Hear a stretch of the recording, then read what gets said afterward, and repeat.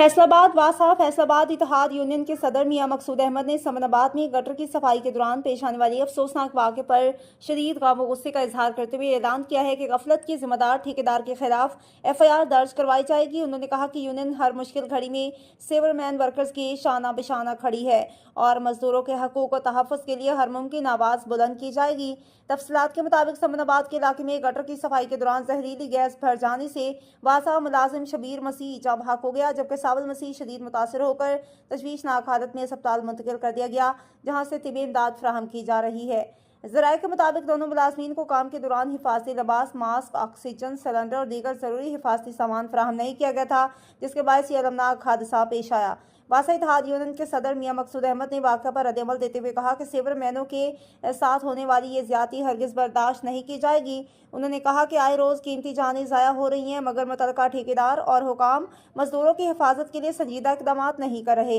इनका कहना था कि अगर वर्कर्स को हिफाजती सामान फराहम किया जाता तो शायद ये कीमती जान बचाई जा सकती थी। मियां मकसूद अहमद ने मज़ीद कहा कि यूनियन मुतासरा ख़ानदानों के साथ मुकम्मल इज़हार यकजहती करती है और जाँ बहक होने वाले मुलाजिम के अहले खाना को इंसाफ दिलाने के लिए कानूनी कार्रवाई अमल में लाई जाएगी। उन्होंने मुतालबा किया कि हुकूमत पंजाब और आला हुकाम फौरी नोटिस लेते हुए जिम्मेदारान के खिलाफ सख्त कार्रवाई करें और तमाम सेवरेज वर्कर्स को हिफाजती किट्स और ज़रूरी सहूलियात की फराहमी यकीनी बनाई जाए, ताकि आइंदा ऐसे अफसोसनाक वाक़यात से बचा जा सके।